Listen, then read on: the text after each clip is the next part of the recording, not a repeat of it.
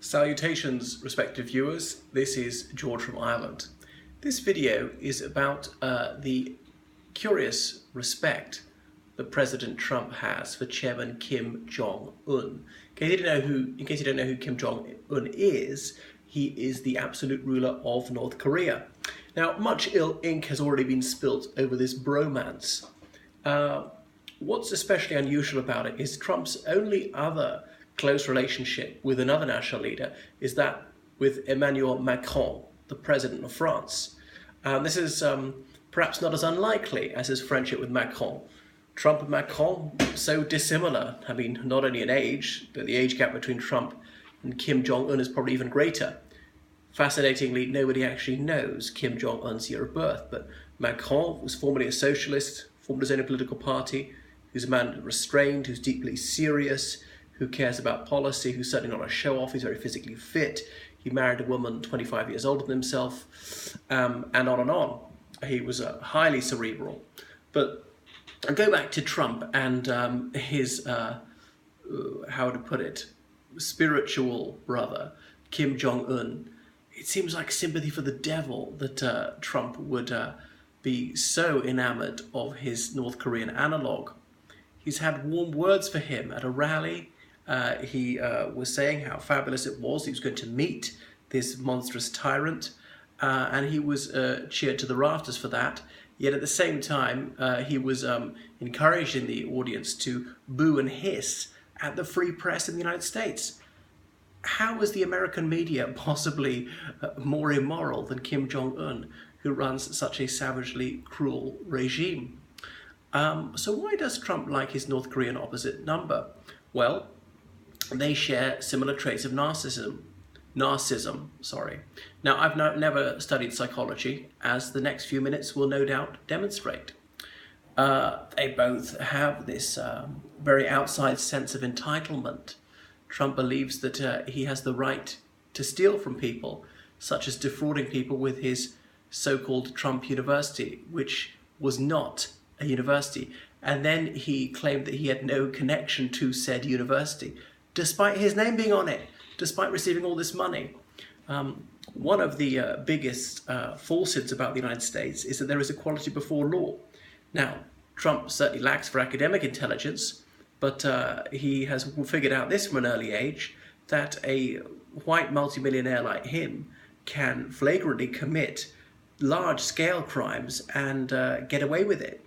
So he's demonstrated his impunity on committing sexual assault, going to be recorded interviews, bragging about that. So barefaced lying, you'd see this from both of them when Kim Jong Un claims that he's very popular or fairly elected, things of that nature. Grandiosity is there in both of them. They think that they are the best, they're the greatest, the toughest. There's always speaking in superlatives. Arrogance. Trump is stratospherically conceited, as indeed is Kim Jong Un. They're Machiavellian. They have certain goals they pursue and have complete disregard for the well-being of others. They demand blind loyalty, and it's not contractual. They do not reciprocate the loyalty of their subordinates. No, towards their underlings, it is strictly one way. Because for Trump, people are like instruments. As soon as they serve their purpose, they can be discarded. So it has absolutely no compunction about lying, cheating, stealing, race baiting, disseminating hatred about people. Yep, it's all completely acceptable to him, so long as he's pursuing his goals of self-aggrandizement. They both crave validation, and they demand boundless sympathy. They get the adoration of millions of particularly malevolent or moronic people, although they do have a few genuine cronies who have benefited from their regimes. These people are relatively few, but they're in key positions. And the slightest trace of dissent would be punished. Now, obviously, Trump is constrained by the law. There's certain things he can't do. I don't doubt he would do them if he had it his way. So they must suffer from a profound sense of worthlessness. Why this insatiable desire to be so exalted, to have these glad hymns of praise raised to them? Presumably, they experience a deep-seated sense of insecurity, which is why they're constantly boasting. They want to review these huge parades. They want statues of themselves, images of themselves everywhere, their name on everything. So Trump is a stranger to the truth. He denies observable reality, despite there being a superabundance of evidence in some cases to disprove what he's saying, whether it's about climate change or, that guns cause people to die, or that Mexico is not going to pay a peso towards that border wall, and not a brick of that border wall has been built, and on, and that Barack Obama was born in the United States. Could be here all day. And Trump, like Kim Jong Un, will maintain lies even when he looks stupid for doing so. If the story has to be changed, he'll let others do it. Like when the Trump campaign had to acknowledge that, yes, President Obama was born in the United States and was an American citizen, Trump didn't say that himself. He got one of his minions to do it. So he never explains, never apologizes, always moves on to the next falsehood. He doesn't retract the deceitful statements that he's made. He likes to cover up scandals by creating another scandal. Anyway, Trump will do anything to make a splash. Kim Jong Un likes to grab world attention by threatening nuclear war. So they need to be noticed.